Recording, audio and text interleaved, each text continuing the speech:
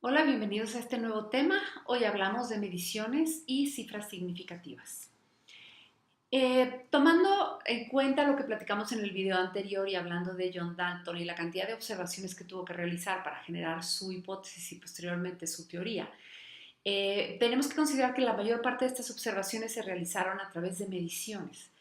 Por lo tanto, es muy importante que sepamos lo que es una medición. Y para saber o aprender un poquito más sobre el concepto de lo que son mediciones, existe una ciencia denominada metrología, que es la ciencia de las mediciones que se encarga de estudiar todos los fenómenos asociados a estos procesos. Y vamos a resumir aquí para qué nos sirve una medición. Una medición nos sustenta la ciencia, la tecnología y la industria, todo aquello innovador y que está saliendo en el mercado no sale al mercado si no está sustentado por una serie de mediciones. Por lo tanto, una medición permite que todo tipo de proceso se ejecute de manera eficiente, que los productos sean innovadores y que además tengan el nivel necesario para ser competitivos. Pero lo más importante de una medición es que impacta fuertemente en el bienestar de una sociedad. Las mediciones de verdad cambian el estilo de vida del ser humano, como lo es la cantidad de un ingrediente activo en un medicamento. Siempre el hacer bien las mediciones nos va a llevar a un nivel elevado de confort. Pero ¿qué nos dice una medición? Una medición siempre nos va a hablar de la propiedad de algo y nos puede indicar qué tan pesado es el objeto, qué tan caliente está, etc. Y normalmente una medición tiene asociado un número a una unidad de medida. Por ejemplo, la concentración de mercurio en atún.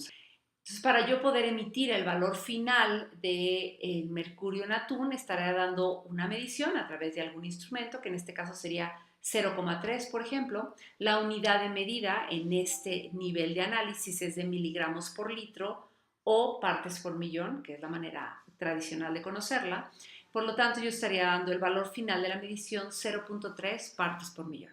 Observen entonces que toda medición tendrá siempre asociado un valor numérico con una unidad de medida en particular. Y aquí quiero aclarar que es muy importante para la carrera de química que identifiquen que una parte por millón corresponde a unidades de miligramo por litro.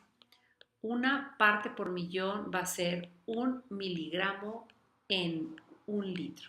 Es importante este concepto de unidades, al menos en el tema de concentración de soluciones que veremos al final de esta materia. Y bueno, ¿qué es una medición? Una medición, observen, lo más importante del concepto es un proceso. Es un proceso que consiste en obtener experimentalmente. La medición es un proceso experimental de uno o varios valores que pueden atribuirse razonablemente a una magnitud. ¿Qué es una magnitud? Todo aquello que se puede medir. Tiempo, presión, masa, esas son magnitudes. Y las mediciones nos permiten tener observaciones cualitativas, porque vamos a encontrar mediciones cualitativas, observaciones cuantitativas cuando hacemos comparaciones con estándares. Y lo más importante, como comentamos en diapositivas anteriores, toda medición debe tener un número y una unidad de medida. Ahora hablemos de los números asociados a las mediciones. Y para hablar de este tema vamos a hablar del concepto de exactitud y precisión. En el tema de esta clase nos vamos a enfocar en el concepto de precisión. Si nosotros tuviéramos una diana, en la diana lanzamos una serie de dardos y siempre buscamos que los dardos caigan en la zona central de la diana. ¿Qué pasa en este caso? ¿Qué observamos en esta primera diana? Aquí observamos que aquí cayó de 4 tiros que se lanzaron, cayó un tiro aquí, un tiro aquí, un tiro aquí, un tiro acá. Pero si yo hago un promedio de los tiros, observen, el valor promedio queda en esta sola. Entonces, en este ejercicio de tiros, el valor es exacto porque el promedio de los datos cayó al centro de la diana, pero no es preciso porque estos datos son completamente diferentes el uno del otro. Entonces, el promedio nos dio al centro, por lo tanto es exacto, pero la realidad es que tengo una desviación en los datos muy, muy alta que no me permite ser preciso. ¿Qué pasa en esta segunda diana? En esta diana, los 4 tiros son dispares, el promedio de los tiros quedó en este punto rojo En esa diana no hay ni precisión ni exactitud. Los 4 puntos son diferentes, pero además el promedio está muy alejado del valor central. A diferencia de estos casos, tenemos esta diana que los 4 tiros quedaron justo al centro y el promedio quedó justo al centro. En este ejercicio, las mediciones fueron precisas porque todas son muy cercanas entre ellas y exactas porque cayeron exactamente en el valor en el que tenían que caer. Y comparado con la última diana, los 4 tiros están muy cercanos entre ellos, el promedio es muy cercano, son precisos porque entre ellos se parecen mucho, pero no son exactos porque difieren mucho, hay una distancia importante que los separa del valor que debía de ser. Entonces son precisos pero inexactos. Ahora, ¿por qué hablo del concepto de precisión cuando estoy hablando de cifras significativas? Porque cuando tenemos una dispersión tan grande de datos, como es en este caso o en este caso, podemos utilizar muchísimas cifras significativas diferentes. Por lo tanto, buscamos siempre que las cifras significativas manejen una desviación estándar menor. Cuando un proceso es preciso, las mediciones se parecen mucho, normalmente las cifras significativas van a ser iguales.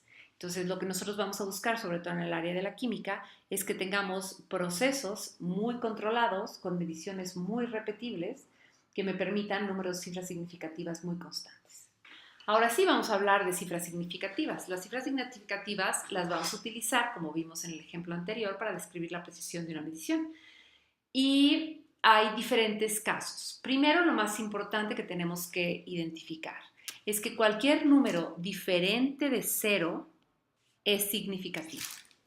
¿Pero qué hay sobre los ceros? Entonces todos los números van a ser significativos. Eso es una ley que nos va a quedar claro. ¿Pero qué hay sobre los ceros? Bueno, va a haber diferentes casos donde se presenten los ceros. Vamos a verlos de uno en uno.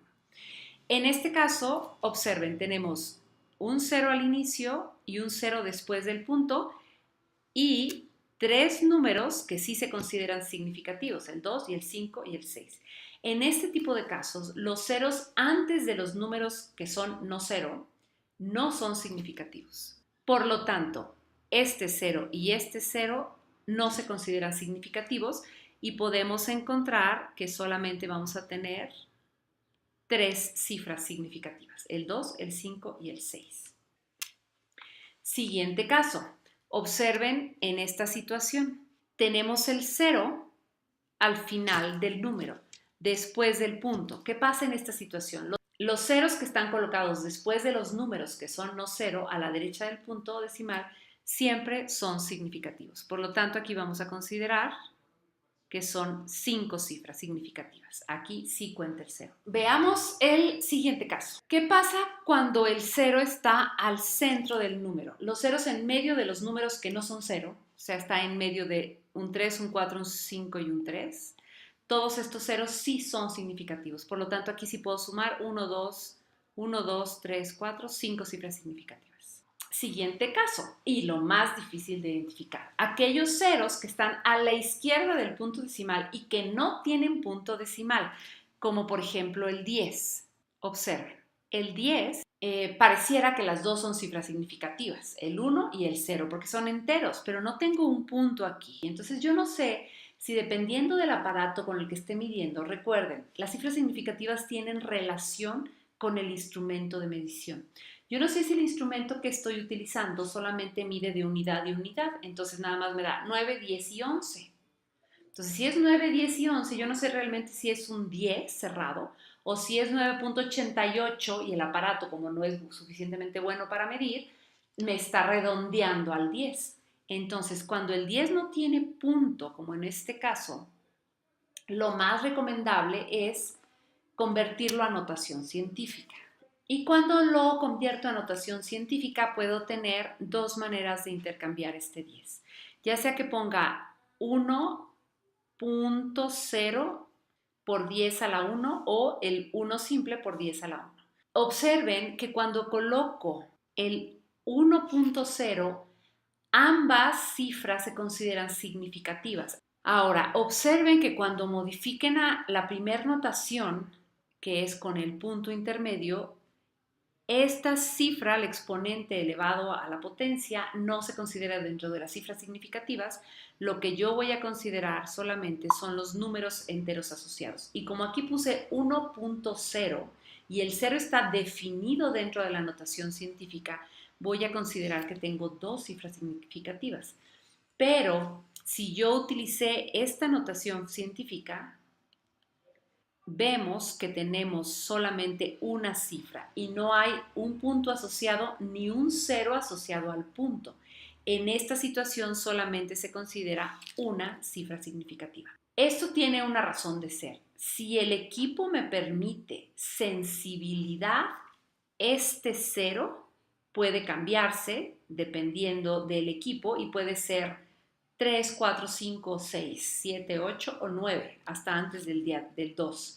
Y entonces hace congruencia que yo utilice esta notación científica. Pero si el equipo no tiene suficiente capacidad de medición y solamente lee de unidad en unidad, entonces buscaré utilizar esta notación científica porque no tengo manera de definir los decimales que vendrían asociados. Solo para que quede más claro este concepto. En el primer caso, cuando estamos trabajando el 1.0, podemos decir que son dos cifras significativas y podemos considerar que el número final aquí que estoy realmente utilizando es el número 10. Sin embargo, en el segundo caso, cuando pongo el 1 por 10 a la 1, puede haber un intervalo de valores asociados. Puede ser que vaya desde el número 11 hasta el número 19, porque no puedo diferenciar entre el 10 al 19, ya que no tengo un punto asociado al número ni un cero asociado al número.